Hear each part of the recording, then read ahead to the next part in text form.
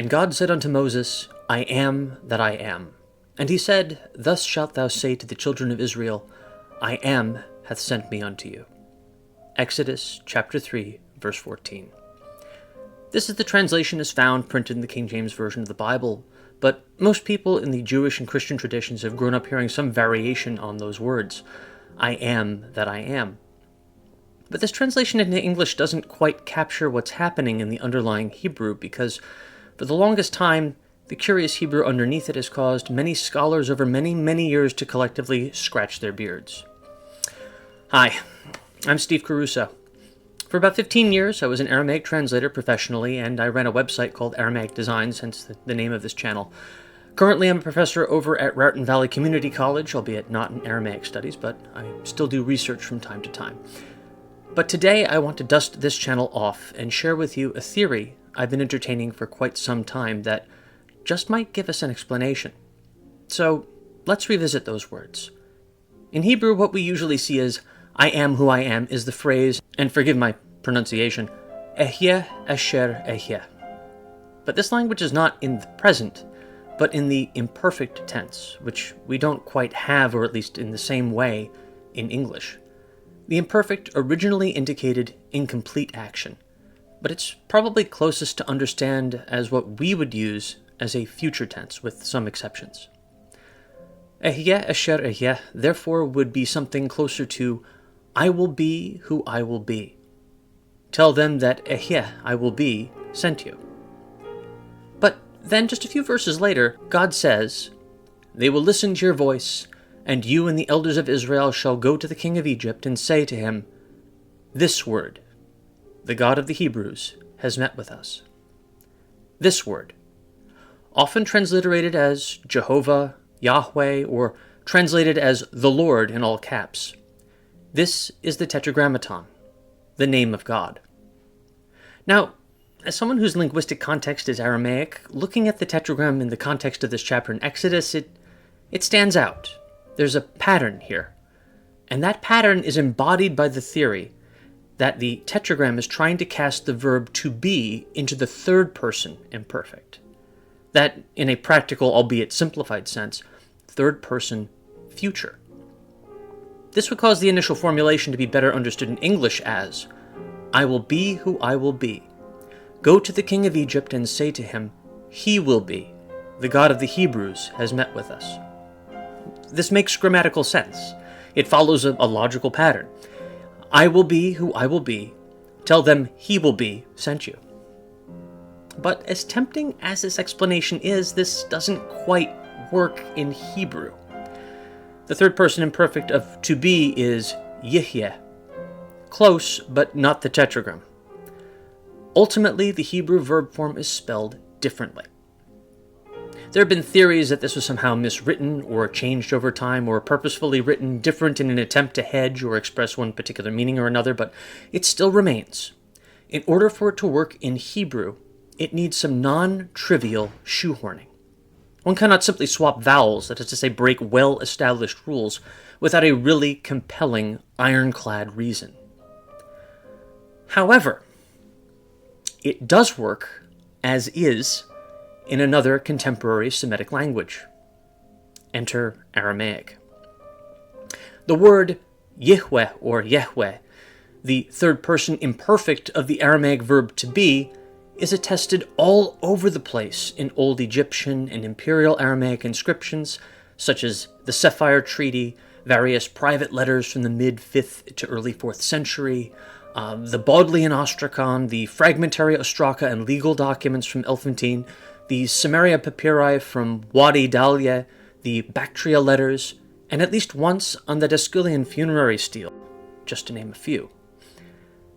To Aramaic writers of the time, these 4 letters were not the tetragram. They were not the name of God. Some of the cultures where we find it were likely not to even really be aware of the Israelite religion at all. This was just their word for He will be.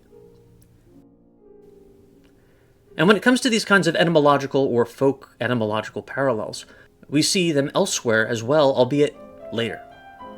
For example, in the New Testament, we see in Matthew chapter 1, verse 21, "She will bear a son, and you shall call his name Jesus, for he will save his people from their sins.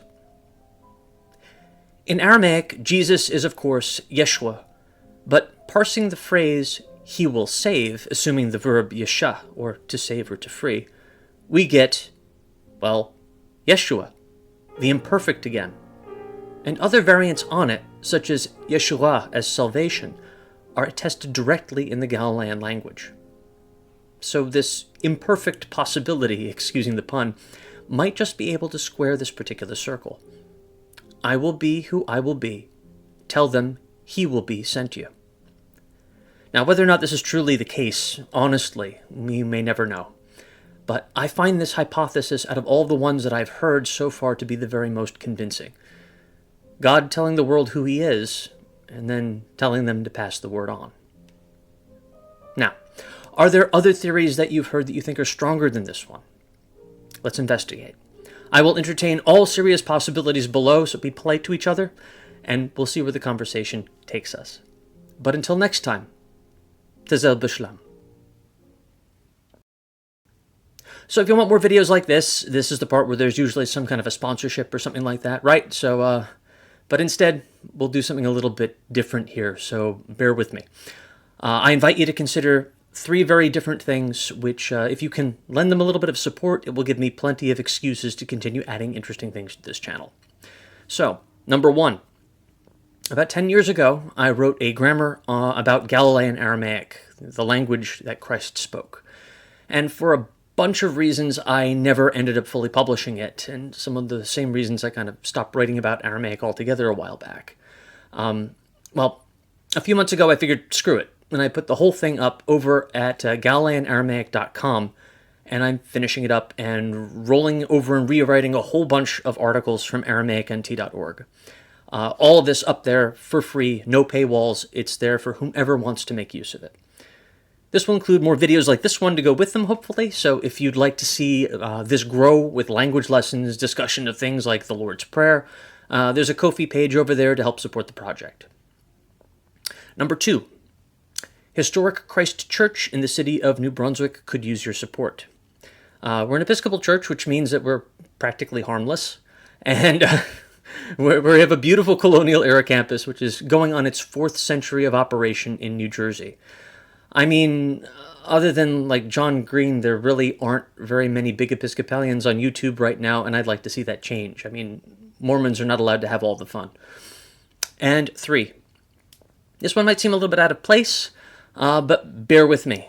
For the past few years, my wife and I have resurrected an old card game that makes fun of bad movies. You play as a director, you build up your own movie and attack your opponents with Hollywood creatures. It's absurd, it's my personal vice, and the current expansion we're working on is all about werewolves. In fact, I'm at the set for this right now. That's what you're seeing in the background. So how does it relate to this here, you're probably asking? In some very odd ways. For example, in some blooper footage for the game's channel, my wife and I were actually going over some obscure medieval theology about werewolves from all people, Augustine, and how it's actually been represented in media. Which is why in Lady Hawk, they have that whole thing about, are you flesh or are you spirit? and she's like, I am sorrow. like, yeah, that's a medieval reference right there. So if you're that kind of a nerd and that interests you, we often have crowdfunding campaigns where we release new physical publications, and there are copies for sale, but it's open source, and it's also free to print and play. So enjoy. That's over at graverobbersgame.com. But regardless, I hope to see you again in the next video, and treat others like you'd like to be treated, and stay well. See you next time.